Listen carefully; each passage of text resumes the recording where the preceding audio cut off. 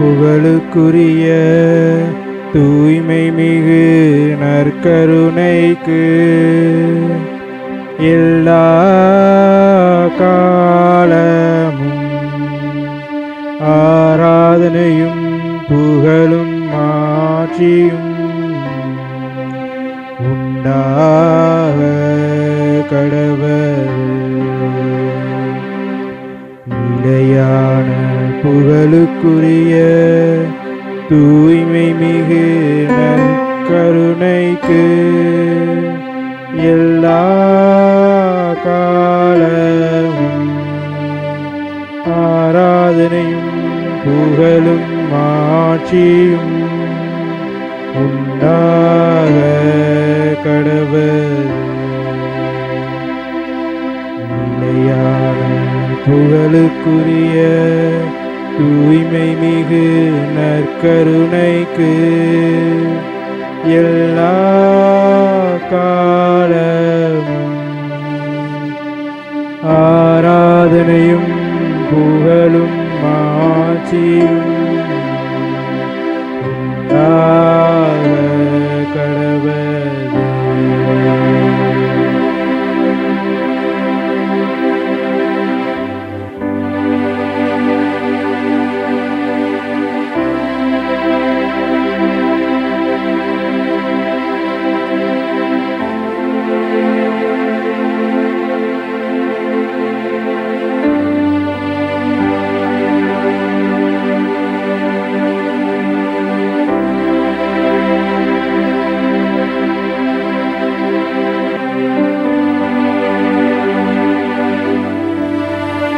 இயேசுவில் பிரியமானவர்களே, இதோ நம் முன்பாக நற்கருணை வடிவிலே நம்முடைய ஆண்டவர் இயேசு கிறிஸ்து வீற்றிருக்கின்றார். விண்ணகத்திலே அரியணையிலே வீற்றிருப்பவர் புனிதர்கள் முன்பாக, கடவுளின் முன்பாக வீற்றிருக்கின்ற அதே தேவன் இன்று பாவிகளாகிய நம்முடைய மத்தியிலே பிரசன்னமாக இருக்கின்றார் நற்கருணை வடிவிலே. எனவே இந்த நேரத்திலே அவரிடம் நம்மை முழுமையாக ஒப்புக் கொடுப்போம். அவர் நம்மை தொடும்படியாக அவரை தேடி வருவோம். அவரை தேடுகின்ற பொழுது அவர் நம்முடைய வாழ்விலே பல நலன்களை நமக்கு கொட்டி கொடுக்கின்றார், அள்ளி தருகின்றார்.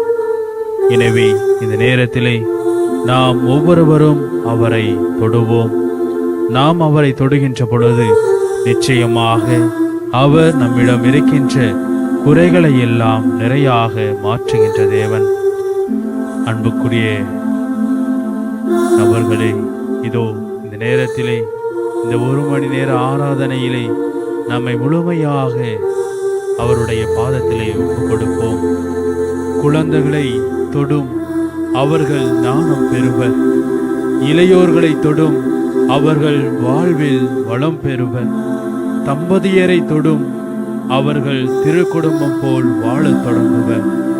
முதியோரை தொடும், அவர்கள் மாண்பு பெறுவர். நோயுற்றோரை தொடும், அவர்கள் சுகம் பெறுவர் என்று நம்முடைய நற்கருணை ஆண்டவரை பார்த்து நாம் உருக்கமாக மன்றாடுவோம். பல நேரங்களிலே நாம் நம்முடைய மனிதர்களை நம்பி, நம்மோடு வாழ்கின்ற நண்பர்கள் உறவினர்களை நம்பி இறுதியிலே யாரும் இல்லாத அனாதையை போல் நாம் நின்று கொண்டிருக்கின்றோம். இதோ நமக்காக இருக்கரம் விரித்தவராக நம் முன்பாக நற்கருணை வடிவிலே நம் ஆண்டவர் இயேசு கிறிஸ்து இருக்கின்றார்.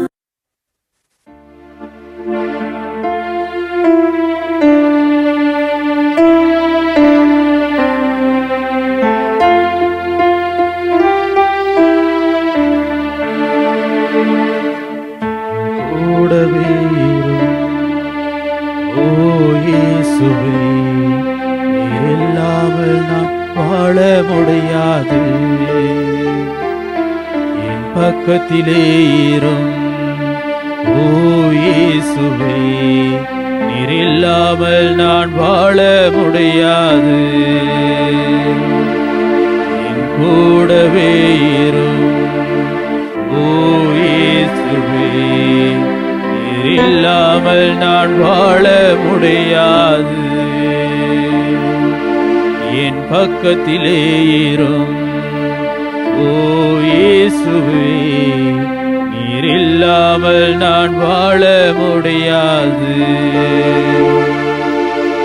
இயேசுவில் அன்புக்குரியவர்களே, இதோ இருளான வாழ்க்கையிலே வெளிச்சம் போல நம் முன்பாக இருக்கின்ற ஆண்டவரிடத்திலே நம்ம ஒப்படைப்போம். உயிரில்லாத வாழ்விலே உயிரை கொடுக்கின்ற தேவன், ஜீவனை கொடுக்கின்ற தேவன் முன்பாக விட்டிருக்கின்றார். எனவே அவரிடம் ஒப்படைத்து முழுமையாக உருக்கமாக நாம் இன்னும் உரக்க அவரை ஆராதித்து பாடுவோம்.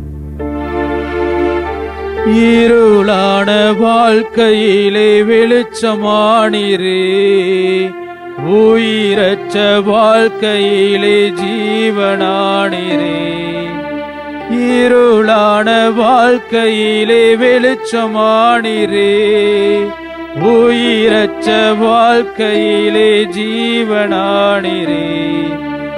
வெளிச்சம் நீரே, என் ஜீவனும் நீரே, எனக்கெல்லாமே நீங்க தானப்பா.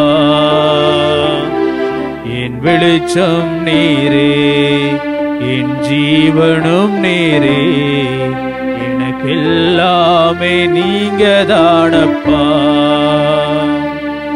என் கூடவே இரும் ஓ இயேசுவே, நீர் இல்லாமல் நான் வாழ முடியாது. என் பக்கத்திலே இரும் ஓ இயேசுவே, நீர் இல்லாமல் நான் வாழ முடியாது. அன்புக்குரியவர்களே, இது கண்ணீர் சிந்தும் நேரத்திலே நம்முடைய உற்ற உறவினர் நண்பர்கள் அனைவருமே நம்மை தனியே தவிக்க விட்டு ஓடி விடுகிறார்கள். பல வேளைகளிலே நாம் கதவை மூடிக்கொண்டு தனிமையிலே அழுது புலம்பிக் கொண்டிருக்கின்றோம். இதோ இந்த நேரத்தில் நம்முடைய கரங்களை, நம்முடைய கண்ணிலே வருகின்ற கண்ணீரை எல்லாம் துடைக்கின்ற தேவன், நமக்கு தந்தையுமாக தாயுமாக இருக்கின்ற தேவன், நம்முடைய நாம் காயப்பட்ட நேரங்களில் எல்லாம் நமக்கு மருந்தளிக்கின்ற தேவன், தந்தையும் தாயுமாக இருந்து நம்மை பாதுகாத்து வழிநடத்திக் கொண்டிருக்கின்றார். எனவே அவரை உருக்கமாக, அவரை தொழுது முழுமையாக நம்மை ஒப்படைத்து அவரை துதித்து பாடுவோம். கண்ணீர் சிந்தும் நேரத்தில் நீர் தாயுமானீரே, காயப்பட்ட நேரத்தில் நீர் தகப்பனானீரே. கண்ணீர் சிந்தும் நேரத்தில் நீர் தாயுமானீரே, காயப்பட்ட நேரத்தில் நீர் தகப்பனானீரே. என் அம்மாவும் நீரே, என் அப்பாவும் நீரே, எனக்கெல்லாமே நீங்க தானப்பா. என் அம்மாவும் நீரே, என் அப்பாவும் நீரே, எனக்கெல்லாமே நீங்க தானப்பா. என் கூடவே இரும் ஓ இயேசுவே, நீர் இல்லாமல் நான் வாழ முடியாது. என் பக்கத்திலே இரும் ஓ இயேசுவே, நீர் இல்லாமல் நான் வாழ முடியாது. இயேசுவில் அன்புக்குரியவர்களே, இதோ இந்த நேரத்திலே நாம் மத்தேயுக்கு எழுதிய தூய நற்செய்தியிலே 9வது அதிகாரத்தில் இருக்கின்ற 18 முதல் 26 உள்ள வசனங்களை வாசிக்க நாம் கேட்போம். அவர்களுடன் இவ்வாறு இயேசு பேசிக் கொண்டிருந்த பொழுது தொழுகை கூட தலைவர் ஒருவர் அவரிடம் வந்து பணிந்து, என் மகள் இப்பொழுதுதான் இறந்தாள், ஆயினும் நீர் வந்து அவள் மீது உம் கையை வையும், அவள் உடனே உயிர் பெறுவாள் என்றார். இயேசு உடனே எழுந்து அவர் பின்னே சென்றார். இயேசுவின் சீடர்களும் அவரை பின்தொடர்ந்தனர். அப்பொழுது 12 ஆண்டுகளாய் இரத்தப்போக்கினால் வருந்திய ஒரு பெண் அவருக்கு பின்னால் வந்து அவரது மேலுடையின் ஓரத்தை தொட்டார். ஏனெனில் அப்பெண், நான் அவருடைய ஆடையை தொட்டாலே போதும் நலம் பெறுவேன் என தமக்குள் சொல்லிக் கொண்டார். இயேசு அவரை திரும்பி பார்த்து, மகளே, துணிவோடிரு, உனது நம்பிக்கை உன்னை குணமாக்கிற்று என்றார். அந்நேரத்திலிருந்தே அப்பெண் நலம் அடைந்திருந்தார். இயேசு அத்தலைவருடைய வீட்டிற்கு சென்றார். அங்கே குழல் ஊதுவோரையும் கூட்டத்தினரின் அமளியையும் கண்டார். அவர், விலகி போங்கள், சிறுமி இறக்கவில்லை, உறங்குகிறாள் என்றார். அவர்களோ அவரை பார்த்து நகைத்தார்கள். அக்கூட்டத்தினரை வெளியேற்றிய பின் அவர் உள்ளே சென்று சிறுமியின் கையை பிடித்தார். அவளும் உயிர் பெற்று எழுந்தாள். இச்செய்தி அந்நாடெங்கும் பரவியது. ஆண்டவரே, அருள்வாக்கு. கிறிஸ்துவே, உமக்கு புகழ்.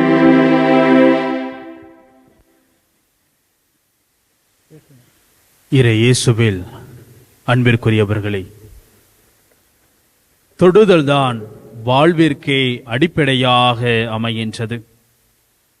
தொடுதலைப் போல ஆற்றலை கடத்தும், ஆறுதல் கொடுக்கும், இன்பம் தரும் மற்றொன்றை மனிதர்கள் இன்னும் கண்டுபிடிக்கவில்லை. கவலை கொண்ட மனிதருக்கு நீங்கள் எந்த ஒரு வார்த்தையையும் சொல்வதை விட மிகச்சிறந்த செயல் ஆதரவாக அவரை தொடுவது, அவரின் கரங்களை இறுக்கமாக பற்றி பிடிப்பது. நான் இருக்கிறேன், நீ எதற்கும் கவலைப்பட தேவையில்லை என்ற வார்த்தைகளை எவ்வளவு இனிமையாக சொன்னாலும் அது கொடுக்கும் புரிதலை விட ஆழமான நம்பிக்கையை அந்த மனிதருக்கு நம்முடைய தொடுதல் உணர்த்திவிடும். மனிதருக்கு மட்டுமல்ல, எல்லா உயிரினங்களுக்கும் தொடுதலினால் ஏற்படும் உணர்வு ஒன்றுதான். வளர்ப்பு பிராணிகள் தங்களுடைய எஜமானர்கள் தொடுதலினால் மயங்கி நிற்கின்றன. எண்ணற்ற தருணங்களில் சொந்தமான செம்மறிகளாக மாறிப்போகின்ற காணொளிகளையும் நம் கண்கள் கண்டிருக்கும். விலங்குகளைப் போலவே உயிருள்ள உயிரற்ற மற்ற பொருட்களுக்கும் இந்த விதி அற்புதமாக பொருந்துகின்றது. நம்முடைய வாழ்விலே நாம் பல செல்ல பிராணிகளை நம்முடைய வீட்டிலே வளர்த்திருப்போம். அந்த பிராணிகள் அனைத்தும் நாம் தடவி கொடுக்க வேண்டும் என்று, நாம் அதனோடு இருக்க வேண்டும், அது நம்மை ஒட்டி கொண்டு இருக்க வேண்டும், நம்மை தொட்டு கொண்டு இருக்க வேண்டும் என்ற ஆசையிலே அது நம்மிடம் நெருங்கி வரும். நாமும் அதனை நம்முடைய கைகளாலே தடவி தடவி கொடுத்து கொண்டிருப்போம். அதில் நேரம் போவது கூட நாம் தெரியாமல் இருந்திருப்போம். ஆக இவ்வாறாக தொடுதலிலே ஒரு சந்தோஷமானது இருக்கின்றது, ஒரு மகிழ்ச்சியானது இருக்கின்றது. அன்புக்குரியவர்களே, கதிரவனின் தொடுதலில் தாமரை மலர்கின்றது. கதிரவனின் தொடுதல் தீருகின்ற பொழுது, கதிரவன் மறைகின்ற பொழுது அது முகம் வாடி சுருங்கி போகின்றது. மண் தொடும் மலர்த்துளிகள் தான் புற்களை பிறப்பிக்கின்றது. தாயினுடைய தொடுதல் குழந்தையை அமைதிப்படுத்துகின்றது. ஆறுகள் கடலை தொடும் வரை அமைதியை கண்டுகொள்வதில்லை, அது ஓடிக்கொண்டேதான் இருக்கின்றது. இப்படியாக நாம் அடுக்கிக் கொண்டே போகலாம். படைக்கப்பட்டவைகளையே தொடுதலின் பயன்களை நாம் அதிகமாக உணர்கின்ற பொழுது, தொடுதலின் ஆற்றல்களை அதிசயங்களாக மாற்றுகின்றது என்றால், படைத்தவனின் தொடுதல் அனைத்திலும் மேம்பட்டதா இருக்கும் அல்லவா? எனவேதான் இந்த ஆராதனை வேளையிலே ஆண்டவரின் தொடுதலை பற்றி ஆழ்ந்து சிந்திக்க உங்களை நான் அழைக்கின்றேன். இயேசுவின் தொடுதலை உணரும்படியாகவும், இயேசுவின் தொடுதலால் நிகழும் அதிசயங்களையும் குணம் பெறுதலையும் ஆறுதலையும் ஆனந்தத்தையும் நீங்கள் அடையும்படியாகவும் இந்த நற்கருணை ஆராதனை வேளையிலே நான் மன்றாடுகின்றேன். அன்புக்குரியவர்களே, இயேசுவின் தொடுதலின் ஆற்றலை சற்று முன் நாம் வாசிக்க கேட்டோம். அந்த பகுதியிலே அழுத்தமாகவும் குணமாகுதல் பகுதியை விட சற்றே வித்தியாசமாகவும் இருக்கிறதை நாம் பார்க்கின்றோம். அந்த பகுதி அழுத்தமானதாக ஆழமானதாக புனித மத்தேயு பதிவு செய்திருக்கின்றார். இந்த குணமாக்கும் பகுதி மற்ற குணமாக்குதல் பகுதிகளை விட சற்று வித்தியாசமானதாகவும் இருக்கின்றது. அதாவது குணமாக்கும் நிகழ்வு ஒன்றுக்குள் இன்னொன்று புகுத்தப்பட்டுள்ளது. மிரக்கல் வித்தின் மிரக்கல் என்று ஆங்கிலத்தில் சொல்வார்கள். இயேசு 12 வயதில் இறந்து போன குழந்தைக்கு உயிர் கொடுப்பதற்காக சென்று கொண்டிருக்கின்றார். அவர் போகின்ற வழியிலே 12 ஆண்டுகளாக உயிருக்கு ஆதாரமான இரத்தத்தை இழந்து கொண்டிருந்த ஒரு பெண் இயேசுவின் ஆடையின் விளிம்பை தொட்டு சுகமடைந்திருக்கின்றார். இதுதான் வாசிக்கப்பட்ட வாசகத்தினுடைய சுருக்கம். இதில் இயேசுவின் தொடுதலினால் நிகழ்ந்த அதிசயத்தை நாம் எத்தனை நாட்கள் வேண்டுமானாலும் ருசித்து பார்க்கலாம். அன்புக்குரியவர்களே, புனித மத்தேயு இயேசுவின் தொடுதலால் நிகழ்கின்ற அதிசயத்தை 2 பகுதியாக பிரித்து தருகின்றார். முதலாவது இயேசுவை தொடுதலால் நிகழ்ந்த அதிசயம். இரண்டாவது இயேசு தொட்டதால் நிகழ்ந்த அற்புதம். எவ்வளவு அற்புதமாக இருக்கின்றது பாருங்கள். இயேசு தொட்டாலும் விடுதலை நடக்கின்றது, இயேசுவை தொட்டாலும் விடுதலை கிடைக்கின்றது. முதலில் இயேசு தொடுதலால் நிகழ்கின்ற அதிசயத்தை பற்றி நாம் தியானித்து பார்ப்போம். இறந்துவிட்டால் என்று சொல்லப்பட்ட அந்த சிறுமி, பொதுவாக சிறுமி என்றாலே பலவீனமானவர்கள், அவர்களிடம் பலம் இல்லை என்று நாம் புரிந்து கொள்வோம். அவர்களால் பெரிய காரியங்களை செய்ய முடியாது என்று நாம் நினைப்போம். இறந்துவிட்டால் என்கின்ற போது அவருடைய உயிர் இந்த உலகிலிருந்து மறைந்து விட்டது, அவருடைய உயிர் அவரிடத்தில் இல்லை என்பதை நாம் புரிந்து கொள்கின்றோம். ஆனால் அதிசயத்தை பாருங்கள். அவள் இறந்து போனது ஆண்டவர் இயேசுவிற்கு உறக்கம் போலத்தான் தெரிகின்றது. அதனால்தான் சிறுமி இறக்கவில்லை, உறங்குகிறாள் என்கின்றார் இயேசு. இனியவர்களே, ஆகாய தாமரை பற்றி நாம் அனைவருமே கேள்விப்பட்டிருப்போம். ஆகாய தாமரை ஆற்று ஓரங்களிலும் ஓடைகளிலும் குளம் குட்டைகளிலும் எளிதில் காணப்படக்கூடிய ஒரு மலர். ஒரு குளத்தில் மலர்ந்திருக்கின்ற ஆகாய தாமரை தண்ணீர் செழித்து இருக்கின்ற பொழுது அந்த காலத்திலே அது மலர்ச்சியாக மகிழ்ச்சியாக மலர்ந்திருக்கும். தண்ணீர் குறைந்து குறைந்து குளம் வற்றி தண்ணீர் மறைந்து போனால், தண்ணீர் இல்லாமல் போகின்ற பொழுது அந்த ஆகாய தாமரை மண்ணுக்குள்ளே புதைந்துவிடும். தண்ணீரின்றி வறட்சியால் வெடித்து போன குளத்தின் மண்ணுக்குள் ஆகாய தாமரை புதைக்கப்பட்ட உடல் போல காணாமற் போய்விடும். இதை நாம் பார்த்திருப்போம். ஆனால் மழை பெய்வதாலோ பாசனத்தின் காரணமாகவோ குளம் தண்ணீரால் நிரம்புகின்ற பொழுது மண்ணுக்குள் புதைந்து போன ஆகாய தாமரை மீண்டுமாக அது உயிர் பெற்று நீரின் மேலே எழுந்து மிதந்து அது மீண்டும் மலர்ந்து புன்னகைக்கக்கூடிய நிகழ்வினை நாம் பலமுறை கண்டிருப்போம். இறந்து போனது போல் தோன்றிய ஆகாய தாமரைக்கு தண்ணீர் தொடுதல் ஒரு புது உயிரை கொடுப்பது போலத்தான் இறந்து போன அந்த சிறுமிக்கு இயேசுவின் தொடுதல் கிடைக்கின்றது. இறந்து போய்விட்டால் என்று ஊரும் உற்றார் உறவினர்களும் உறுதியாய் சொன்ன போதும் கூட இயேசு அந்த சிறுமியின் கையை தொட்டது இந்த காரணத்தினால்தான். இயேசு சிறுமியின் கையை தொட்டு, சிறுமி, நான் உனக்கு சொல்கின்றேன், எழுந்திரு என்று சொன்னதும் தண்ணீரின் வரவால் மடிந்து போன நிலையில் இருந்த ஆகாய தாமரை குதித்தெழுந்தது போல சிறுமி ஆண்டவரின் கை தொடுதலால் உயிர் தெழுகின்றார். இறந்து போன அவர் மீண்டுமாக எழுந்து வருகின்றார். அனைவரும் ஆச்சரியத்திலே அதிர்ந்து போகின்றனர். ஆண்டவரை போற்றி ஆர்ப்பரிக்கின்றனர் அங்கு இருந்த மக்கள் அனைவருமே.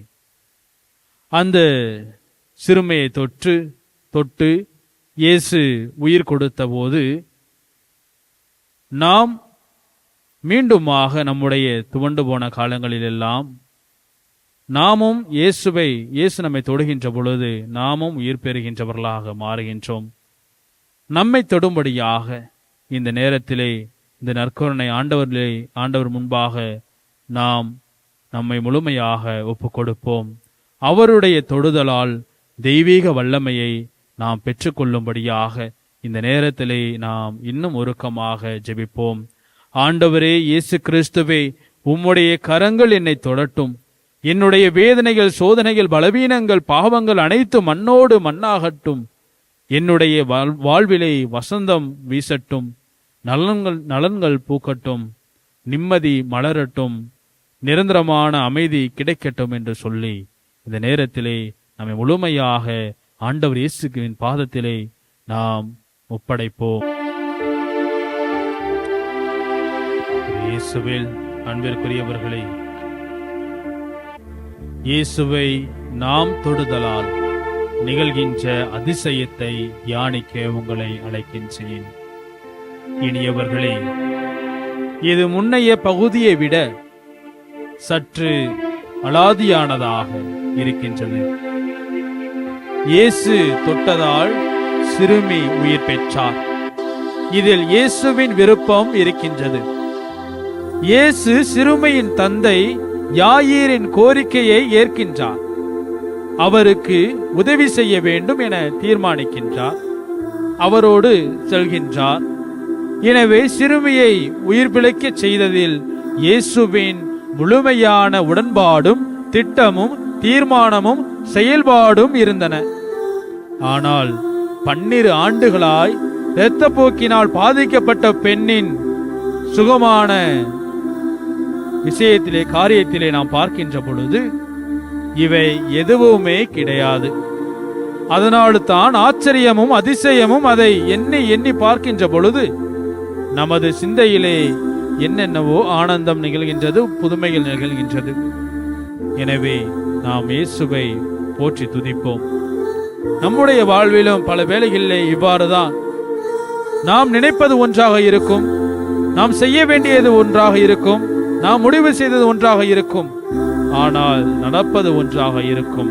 அதனால் பல நன்மைகள் உண்டாகும். அன்புக்குரியவர்களே, இயேசு தன்னுடைய பணியின் காரணமாக முன்னோக்கி சென்று கொண்டிருக்கின்றார். யாயீரின் வீட்டை அவர் நெருங்கிக் கொண்டிருக்கின்றார். ஏராளமான மக்கள் கூட்டம் அவரோடு செல்கின்றது. புனித மார்க்கு இந்த பகுதியை மிகவும் ரசித்து எழுதியிருக்கின்றார். மார்க்கு நற்செய்தியிலே 5வது அதிகாரத்திலே 21 முதல் 43 வசனங்கள் வரை பார்க்கின்ற பொழுது, வீடுகளில் இருக்கும்போது கண்டிப்பாக இந்த பகுதியை நீங்கள் வாசித்து பாருங்கள். ஒப்புமை நற்செய்தியிலே புனித மார்க்கு தான் இந்த பகுதியை இவ்வளவு விவரிப்புகளோடு எழுதியிருக்கின்றார். அவர் மக்கள் கூட்டத்தை பற்றி எழுதுகின்ற பொழுது, ஏராளமான மக்கள் இயேசுவை இடித்தபடியும் நெருக்கியபடியும் தள்ளியபடியும் உடன் சென்றார்கள் என்று எழுதுகின்றார். அவ்வளவு நெரிசலான கூட்டத்தில் 12 ஆண்டுகளாய் நோய்வாய்ப்பட்ட இந்த பெண் நுழைந்து இயேசுவின் ஆடையின் விளிம்பை தொடுகின்றார். இனியவர்களே, இதில் நாம் கவனிக்க வேண்டியவை எத்தனை 12 ஆண்டுகளாய் இரத்தப்போக்கு உடைய பெண்ணால் எப்படி அவ்வளவு பெரிய மனித கூட்டத்தில் நுழைந்து போக முடிந்தது? மிகவும் ஆரோக்கியமானவர்களை தாண்டி இரத்தம் கசிந்து மிகவும் நலிந்து போயிருந்த பெண்ணால் எப்படி சென்றிருக்க முடியும்? இதில்தான் நற்செய்தியாளர்கள் ஒரு ஒப்புமை பண்பை விவரிக்கின்றனர். அந்த பெண் இயேசுவின் ஆடையின் ஓரத்தை தொட்டார். அதாவது பெருங்கூட்டத்தை பிளந்து உட்செல்ல முடியாத அந்த பெண் மிகவும் ஆர்வத்துடன் மனிதர்களின் பாதங்களில் அடியிலே தவழ்ந்து தட்டி தடுமாறி மிகவும் கடினப்பட்டுதான் இயேசுவை அணுகி இருக்க முடியும். அவ்வளவு கடினமான செயல்பாட்டிற்கு அவரை உந்தி தள்ளியது அவருடைய நம்பிக்கை. எப்படியும் இயேசுவிடம் இருந்து குணத்தை பெற்றுக்கொள்ள முடியும் என்ற நம்பிக்கை. எனவேதான் இயேசு, அம்மா, உமது நம்பிக்கை உம்மை நலமாக்கியது என்று சொல்கின்றார். அடுத்ததாக பார்க்கின்ற பொழுது இயேசு கேட்ட கேள்வி, யார் என்னை தொட்டது? மார்க்கு நூலிலே சீடர்கள் இயேசுவை பார்த்து, ஆண்டவரே, இவ்வளவு பேர் உம்மை நெருங்கிக் கொண்டிருக்கின்றார்கள், ஆனால் யார் என்னை தொட்டது என்று கேட்கிறீரே என்று சொல்லி கேட்கின்றார்கள். இயேசுவிடம் கேட்ட பொழுது அவர் மிக தெளிவாக கூறுகின்றார், என்னிலிருந்து வல்லமை வெளியேறியை நான் உணர்ந்தேன் என்று. நாம் மிகவும் உற்று நோக்க வேண்டிய பகுதி இதுதான். 12 ஆண்டுகளாய் உடல் நலமற்றிருந்த பெண் இயேசுவை தொடவில்லை, அவருடைய ஆடையின் விளிம்பைத்தான் தொட்டார். அப்படி இருக்கின்ற பொழுது ஆனால் இயேசு என்ன சொல்கின்றார்? இயேசுவின் ஆடையிலிருந்து வல்லமை வெளிப்படவில்லை, மாறாக இயேசுவின் உடலில் இருந்துதான் வல்லமை வெளிப்பட்டது. இயேசுவை எப்படி தொட வேண்டும் என்பதற்கு அந்த பெண் ஒரு முன்மாதிரியை நமக்கு இருக்கின்றார், எடுத்துக்காட்டாக இருக்கின்றார். அன்புக்குரியவர்களே, நாம் இந்த ஆராதனையில் நற்கருணை ஆண்டவரை பார்த்து கொண்டிருக்கின்றோம். அவரிடமிருந்து வல்லமையை பெற வேண்டும் என்ற ஆவலோடு இருக்கின்றோம். இயேசு நற்கருணை ஆண்டவர் நமக்கு நலம் தருவார் என்று நம்புகின்றோம். இயேசுவிடம் இருந்து நலம் பெற வேண்டும் என்றால் ஒன்று அவர் நம்மை தொட வேண்டும், இல்லையேல் அவரை நாம் தொட வேண்டும். அவர் நம்மை தொடுவார் என்பதில் நமக்கு எல்லளவும் ஐயம் வேண்டாம். இயேசுவை நாம் தொட வேண்டுமானால் எப்படி தொடுவது? அந்த பெண்ணை போல இயேசுவின் ஆடையின் ஓரத்தை தொடுவோம். அந்த பெண் இயேசுவின் ஆடையின் ஓரத்தை தொடும்போது அவள் தன்னுடைய நம்பிக்கையால் இயேசுவை தொட்டார். அந்த நம்பிக்கைதான் இயேசுவிடமிருந்து வல்லமை வெளியேறச் செய்தது. எனவே இன்று நாம் இயேசுவை உற்று நோக்குகின்ற பொழுது நம்பிக்கையோடு, நம்பிக்கை நிறைந்தவர்களாக உற்று நோக்க வேண்டும். அவரை தொடுகின்ற பொழுது நம்முடைய நம்பிக்கை குறையாமல் நம்பிக்கை நிறைந்தவர்களாக நாம் அவரை தொட வேண்டும். அன்புக்குரியவர்களே, நாமும் இந்த பெண்ணை போல இயேசுவை தொடப்போகின்றோம். முழந்தால் படியிட்டு நற்கருணை ஆண்டவரை உற்று நோக்குவோம். அந்த பெண்ணை போல ஆண்டவரிடமிருந்து நலம் நிச்சயமாக நமக்கு கிடைக்கும் என்ற நம்பிக்கையை ஆழப்படுத்துவோம். இயேசுவே என்னை நலமாக்கும் என்று நம்முடைய மனங்கள் ஜெபிக்க வேண்டும். நாம் வாயார ஜெபிக்க வேண்டும். இயேசுவே என்னை குணமாக்கும், என்னுடைய வாழ்வில் இருக்கின்ற, நான் சந்தித்துக் கொண்டிருக்கின்ற துக்கங்கள், துயரங்கள், வேதனைகள் அனைத்தும் போக்கும், என்னுடைய வாழ்விலே வெளிச்சமாக வாரும், என்னுடைய வாழ்வு இருளடைந்து கிடக்கின்றது, எனக்கு வெளிச்சத்தை கொடும் என்று சொல்வோம். இயேசுவே, உம்மை நான் தொட வேண்டும், உம்மை காண வேண்டும், உம் குரலை நான் கேட்க வேண்டும், நான் நலம் பெற வேண்டும் என்ற நம்முடைய ஆசைகளை அவர் முன்பாக சொல்லுவோம். அவர் முன்பாக வாயார அறிக்கையிடுவோம். இயேசுவே, நாங்கள் 12 ஆண்டுகளாய் உடல் நலமற்றிருந்த பெண்ணை போல் கரங்களால் உமது உருவத்தையும் நம்பிக்கையால் உம்மையும் தொடுகின்றோம் என்று சொல்வோம். இயேசுவே, நீரும் எங்களை தொடுவீரா என்று மன்றாடி இந்த நேரத்திலே நாம் அவரிடம் நம்மை ஒப்படைப்போம். அவர் நம்மை தொடும்படியாக இந்த நேரத்திலே ஜெபிப்போம். தொடும் என் கண்களையே, உம்மை நான் காண வேண்டும். இயேசுவே, உம்மை நான் காண வேண்டும் என்று சொல்லி அந்த பாடலின் மூலமாக இன்னும் நம்மை முழுமையாக இயேசு தொட இந்த நேரத்திலே நாம் நம்மை ஒப்புக் கொடுப்போம்.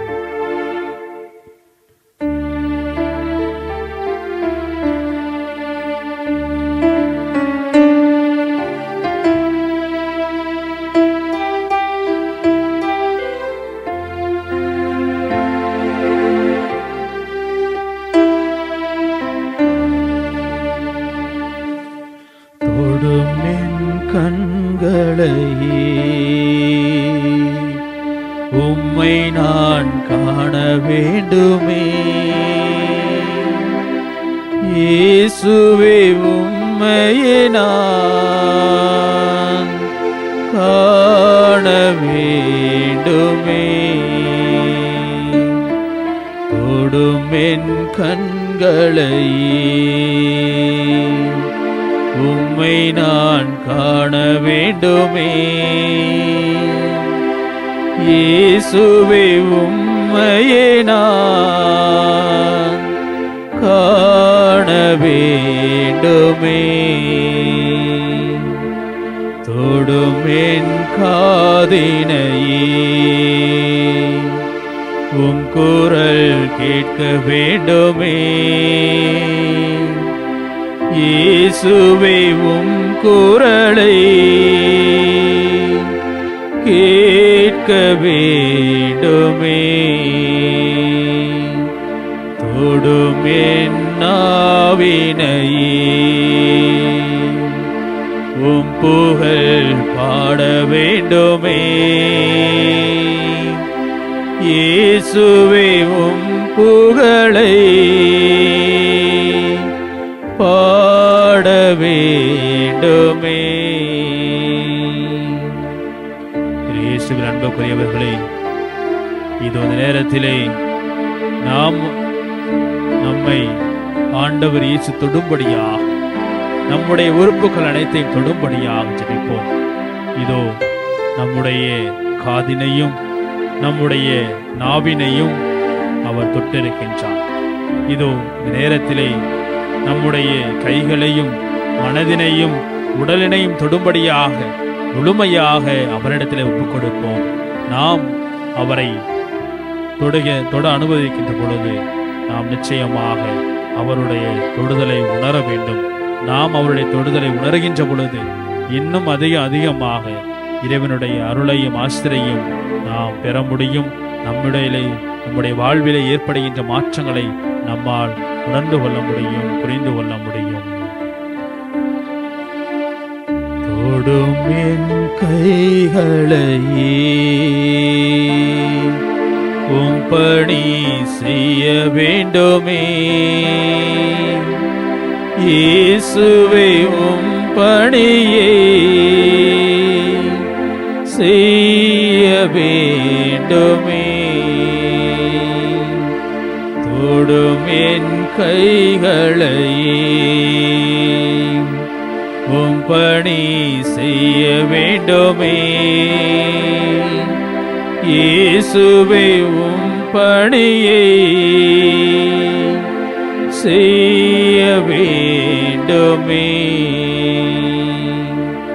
தொடும் என் மனதினையே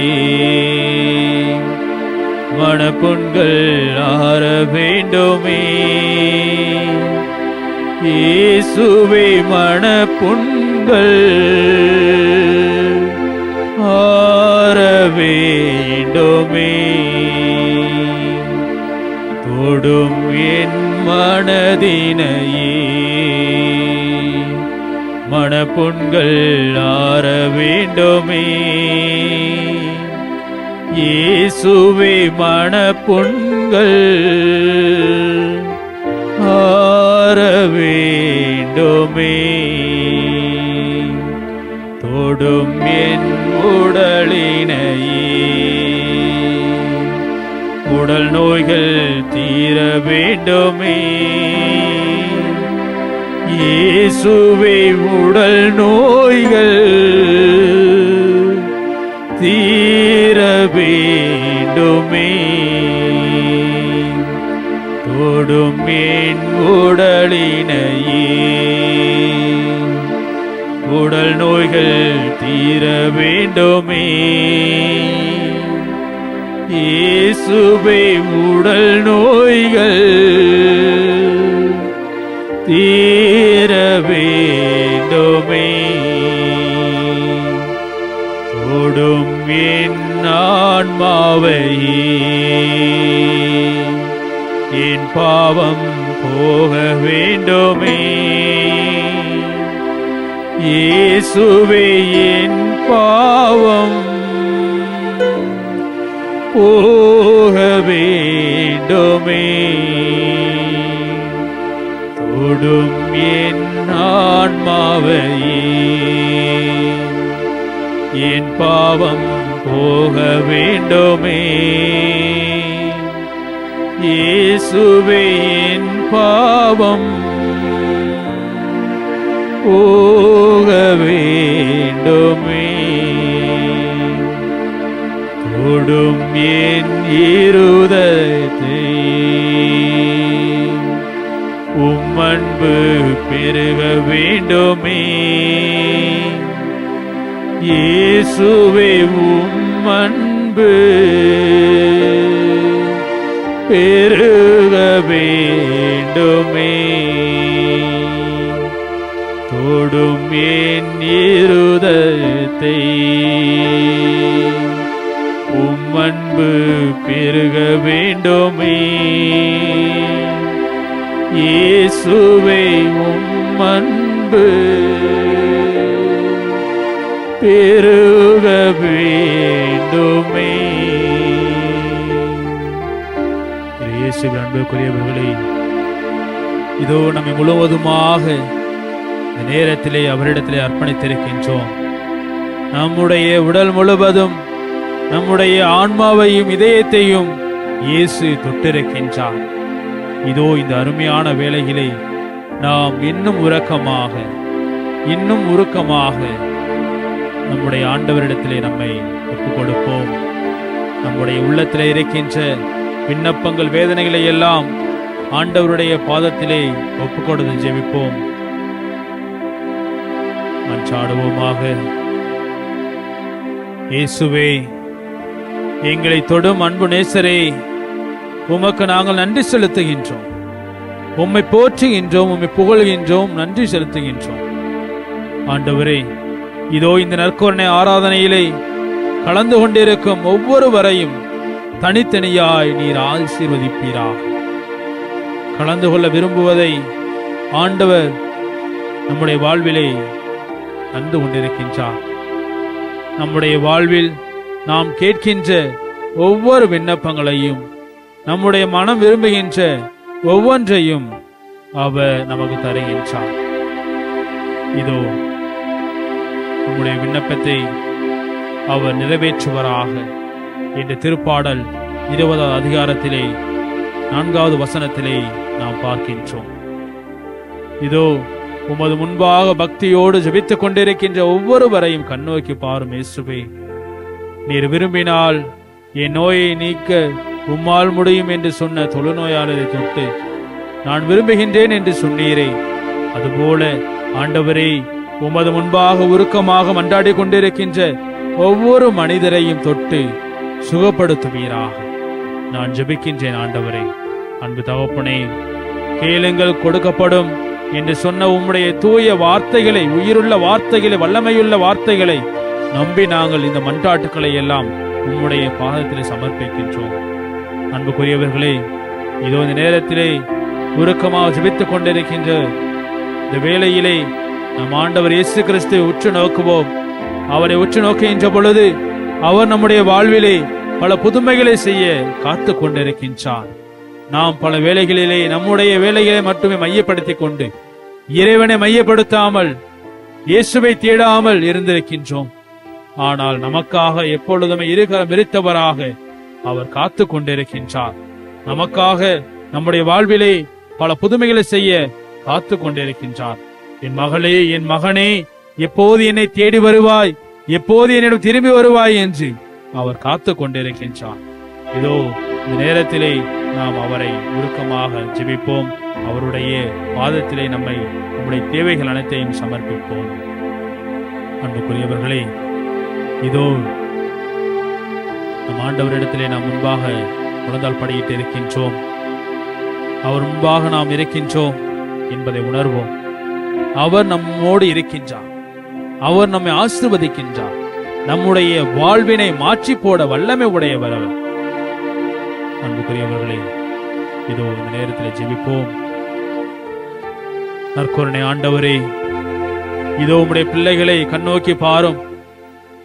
இதோ தன்னுடைய குடும்பத்திலே எவ்வளவோ பிரச்சனைகளை சந்தித்துக் கொண்டிருக்கின்ற உம்முடைய பிள்ளைகளை கண்ணோக்கி பாரும்.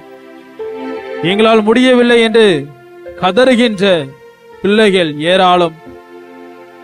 என்னுடைய கணவருக்கும் என்னுடைய மகனுக்கும் நல்ல புக்தியை கொடு, நல்ல மனநிலையை கொடும், அவர் குடிபோதையிலே இருந்தே திருந்த வேண்டும் என்று சொல்லி அழுகின்ற தாய்மார்கள் ஏராளமாயிருக்கின்றனர். இதோ தன்னுடைய வாழ்விலே அவர்கள் சந்திக்கின்ற ஒவ்வொரு சவால்களையும் நீ கண்ணோக்கி பாரும். தன்னுடைய வாழ்விலே தேவையான பொருளாதாரம் இல்லாமல், தன்னுடைய தேவைகளை பூர்த்தி செய்ய முடியாமல் அழுது கொண்டிருக்கின்ற தாய்மார்கள் ஏராளம். என்னுடைய தந்தை எனக்கு இதை வாங்கி கொடுக்கவில்லை, என்னுடைய தேவைகளை பூர்த்தி செய்யவில்லை என்று அழுது கொண்டிருக்கின்ற சிறு பிள்ளைகள் ஏராளம். இயேசுவில் அன்புக்குரியவர்களே, இந்த நேரத்தில் நம்முடைய தேவைகளை நினைத்து பார்ப்போம். நம்முடைய குடும்பத்தில் இருக்கின்ற ஒவ்வொரு நபர்களையும் ஆண்டவருடைய பாதத்திலே ஒப்பு கொடுத்து ஜெபிப்போம். இதோ நல்ல படித்திருக்கின்றார், ஆனால் நிரந்தர வேலை இல்லை, அரசு வேலை இல்லை என்று அழுது கொண்டிருக்கின்ற, ஜெபித்துக் கொண்டிருக்கின்ற ஒவ்வொரு நபரையும் தொடும் ஆண்டவரை. அன்பு தகப்பனே, நிறைவா நீர்தாமே அவர்களுடைய வாழ்விலே வெளிச்சமாக இருந்து அவருடைய வாழ்விலே நீர் ஒளியேற்றும்படியாக ஜெபிக்கின்றோம். வேலை இல்லாத நபர்களுக்கு நல்ல வேலையை கொடும். உம்முடைய சாட்சிகளாக அவர் வாழ செய்யும். இதோ அன்பு தகப்பனே, உம்முடைய பிள்ளைகள் முன்பாக இருக்கின்றார்கள். அவருடைய வாழ்விலே மகிழ்ச்சி இல்லை, அன்பு இல்லை, ஒற்றுமை இல்லை என்று அழுது கொண்டிருக்கின்றார்கள். இயேசுவே, இதோ குழந்தை வரம் வேண்டி எண்ணற்ற மனிதர்கள் இவ்விடம் வருகின்றார்கள். எண்ணற்ற தம்பதியர்கள் அவமானப்பட்டு, துக்கப்பட்டு, துயரப்பட்டு கொண்டிருக்கின்றார்கள், வேதனைப்பட்டு கொண்டிருக்கின்றார்கள். அவர் அனைவரையுமே கண்ணோக்கி பாரும். இந்த நேரத்தில் உங்களுடைய கரத்தில் ஒப்பு கொடுத்து ஜெபிக்கின்றோம். இயேசுவே, குழந்தை இல்லாத அந்த தம்பதியர்களுக்கு குழந்தை பாக்கியத்தை கொடும், அவருடைய வாழ்விலும் மகிழ்ச்சியை கொடும், அவருடைய குடும்பத்தையும் திருக்குடும்பமாக மாற்றும்படியா ஜெபிக்கின்ற மாட்டார். அன்பு தகப்பனே, இறைவா, நீர் அவளை தொடுகின்ற பொழுது நிச்சயமாக அவருடைய வாழ்விலே இன்னும் இன்னும் அதிகமாக ஆசீர்வாதத்தை பெற்றுக் கொள்வார்கள். நீர் அவர்கள் தொடுகின்ற பொழுது அவருடைய வாழ்விலே புது வசந்தமானது உண்டாகும். அவருடைய வயிற்றிலே குழந்தை உண்டாகும். இந்த சமுதாயத்திலே அவருடைய மாண்பு உயரும். இயேசுவை அவர்களை தொட்டு ஆசீர்வதியும். அவர்களுக்கு நல்ல குழந்தை பாக்கியத்தை கொடுத்து அவருடைய வாழ்விலே மகிழ்ச்சியை குடிகொள்ள செய்யும்படியாக அந்த நேரத்தில் ஜெபிக்கின்ற மாட்டார். அன்பு தகப்பனே, நிறைவா, இதோ எண்ணற்ற மனிதர்கள் மருத்துவமனையிலே அனுமதிக்கப்பட்டிருக்கின்றார்கள், நோய்வாய்ப்பட்டிருக்கின்றார்கள், வீட்டிலே சிகிச்சை பெற்றுக் கொண்டிருக்கின்றார்கள். அவர்கள் அனைவரையும் கண்ணோக்கி பார்க்கும்படியாக அந்த நேரத்தில் ஒப்புக் கொடுத்து ஜெபிக்கின்ற ஆண்டவரே. அன்பு தகப்பனே, நிறைவா, இதோ நோய்வாய்ப்பட்டிருக்கின்ற ஒவ்வொரு மனிதரையும் உங்களுடைய கருத்தில் ஒப்புக் கொடுக்கின்றோம். நீர் அவர்களை தொடும், நீர் அவர்களை தொடும். நீர் அவர்களை தொடுகின்ற பொழுது அவர்கள் குணம் பெறுகின்றார்கள். நீர் அவரோடு தொடுகின்ற பொழுது அவர்கள் உடல் இருக்கிற நோய் எல்லாம் பறந்து ஓடுகின்றது. அவர்களை தொட்டு ஆசீர்வதியும், தொட்டு ஆசீர்வதியும். இதோ வீட்டிலே இருக்கின்ற நோயாளிகளை பார்க்க முடியாமல் அவதூறாக பேசிக் கொண்டிருக்கின்ற மனிதர்கள் ஏராளமாயிருக்கின்றார்கள். அவர்கள் செய்த நன்மைகள் அனைத்தையும் அவர்கள் நினையாமல் இருக்கின்றார்கள். வயது முதிர்விலே நோய்வாய்ப்பட்டு படுத்திருக்கின்ற பொழுது கூட அவரை கவனிக்க முடியாமல் இருக்கின்றார். இந்த நேரத்திலே அனைவரையும் நீ தொட்டு ஆசீர்வதிக்கும்படியாக ஜெபிக்கின்றோம். உங்களுடைய கரத்திலே ஒப்புக் கொடுக்கின்றோம். நீங்க அவங்களுக்காக ஜெபிங்க. நீங்க அவங்களை தொடுமுகின்ற பொழுது நிச்சயமாக அவர்கள் குணமடைகின்றார்கள். அவருடைய மனதிலே உயர்வடைகின்றார்கள். அவர்களுடைய வாழ்வு மாறுகின்றது. மீண்டும் அவர்கள் முன்னைய நிலைக்கு திரும்புகின்றார்கள். எனவே அவர்களை தொட்டு ஆசீர்வதித்து அவர்களை குணம் பெறச் செய்யும்படியாக நேரத்தில் ஜெபிக்கின்றோம். அன்பு தகப்பனே, நிறைவா இதோ ஏராளமான தாய்மார்கள் தன்னுடைய கால் வலியினாலே அவதிப்பட்டுக் கொண்டிருக்கின்றார். இயேசுவே, எங்கு சென்றாலும் என்னுடைய கால் வலிக்கின்றது, என்னுடைய முழங்கால் வலிக்கின்றது என்று சொல்லி அழுகின்ற தாய்மார்கள் ஏராளமாக இருக்கின்றார்கள். தன்னுடைய வலியை நாள்தோறும் தாங்கிக் கொண்டு தன்னுடைய குடும்பங்களுக்காக உழைத்துக் கொண்டே இருக்கின்றார். இயேசுவே, தாய்மார்களை தொட்டு ஆசீர்வதி. இதோ கால் வலியினாலே அவதிப்பட்டுக் கொண்டிருக்கின்ற மனிதர்களை நீ கண்ணோக்கி பாரும். இயேசுவே, அவருடைய வாழ்விலை அவர்களுடைய சுகம் பெற நீ அருள் புரிவீராக. அவர்கள் மீண்டும் தன்னுடைய வாழ்வினை மகிழ்ச்சியாக வாழ, எந்த ஒரு வழியையும் அவர்கள் அனுபவிக்காமல் மகிழ்வோடு வாழ நீர் அருள் புரியும்படியாக ஜெபிக்கின்றோம். ஆண்டவரே, அன்பு இயேசுவே, ஆசீர்வதியும், ஆசீர்வதியும். இயேசுவே, ஆசீர்வதியும். நீர் அவர்களை தொட்டு ஆசீர்வதியும். அவருடைய வழிகளெல்லாம் போக்கும்படியாக நீர் அருள் புரியும். ஆண்டவரே, இயேசுவே, இயேசுவே, இதோ பல வேளைகளிலே எங்களுடைய உள்ளத்திலே பல குழப்பங்கள் இருக்கின்றது. என்ன செய்வது என்று அறியாமல் நாங்கள் தவித்துக் கொண்டே இருக்கின்றோம். இவர் சொல்கின்றார், அவர் சொல்கிறார் என்று மற்ற மனிதர்கள் சொல்கின்ற பேச்சுக்களை கேட்டு நடந்து கொண்டே இருக்கின்றோம். இது எங்களுடைய குழப்பங்கள் அனைத்தும் தீரும்படியாக நாங்கள் எதை செய்ய வேண்டும், எதை செய்யக்கூடாது என்று உங்களுடைய தூய ஆவியாரை பொழிந்து எங்களை வழிநடத்தும்படியாக ஜெபிக்கின்றோம். ஆண்டவரே, அன்பு தகப்பனே, படித்துக் கொண்டிருக்கின்ற பிள்ளைகளுக்காக ஜெபிக்கின்றோம்.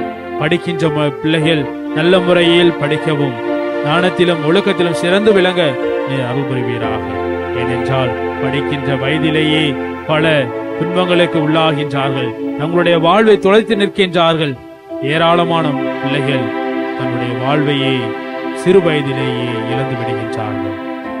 சிறு வயதிலேயே தன்னுடைய வாழ்வை இருளிலே செலுத்திக் கொள்கிறார்கள்.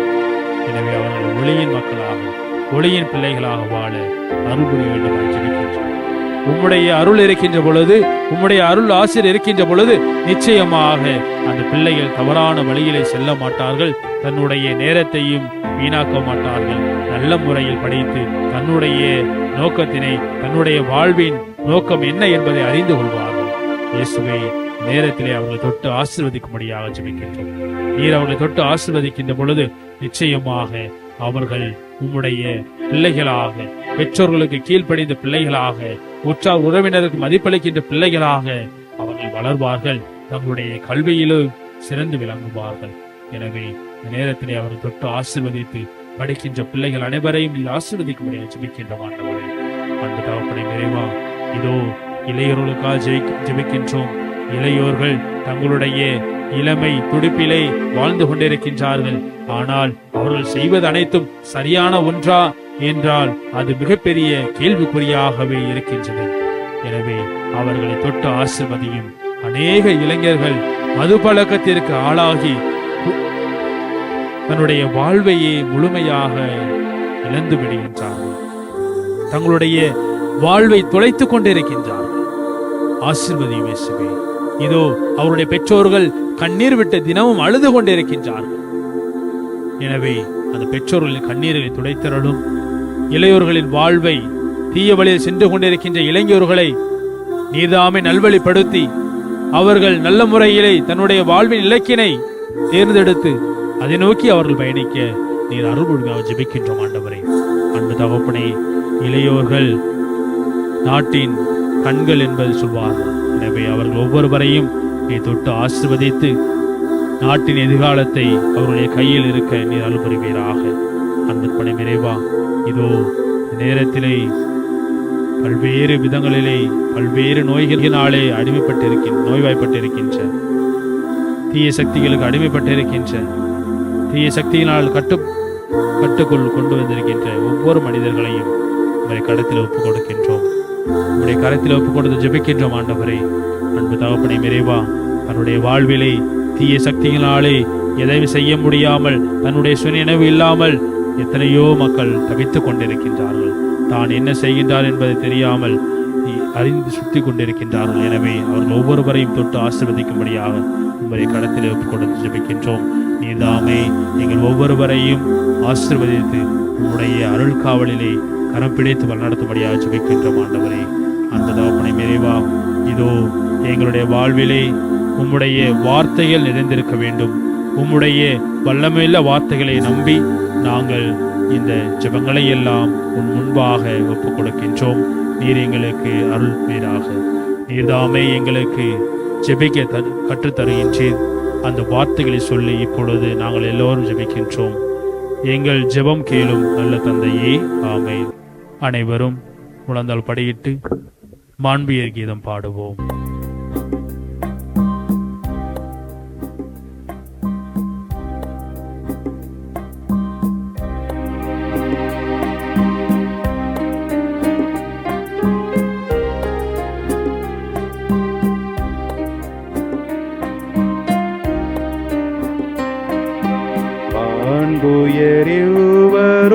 அடையாளத்தை தாழ்ந்து பணிந்து ஆராதிப்போம். பழைய நியம முறைகள் அனைத்தும் இனி மறைந்து முடிவு பெறுக. புதிய நியம முறைகள் வருக. புலன்களாலே மனிதன் இதனை அறிய இயலா. குறையை நீக்க நம்பிக்கையின் உதவி பெறுக.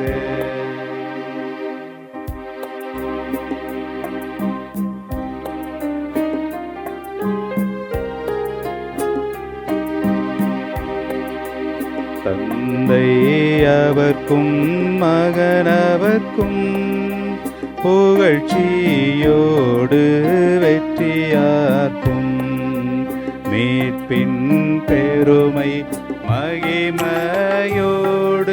வலிமை வாழ்த்து யாவுமாக. இருவரிடமாய் வருகின்றவராம் தூய ஆவியானவர்க்கும் அளவில்லாத சம புகழ்ச்சி என்றுமே உண்டாகுக. ஆமென்.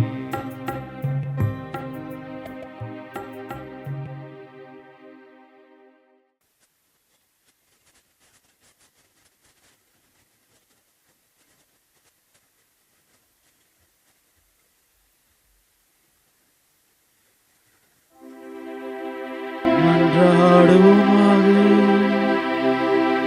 இறைவா, இந்த வியப்பு பொருளிய அடையாளத்திலே உம்முடைய பாடுகளின் நினைவை எங்களுக்கு விட்டு சென்று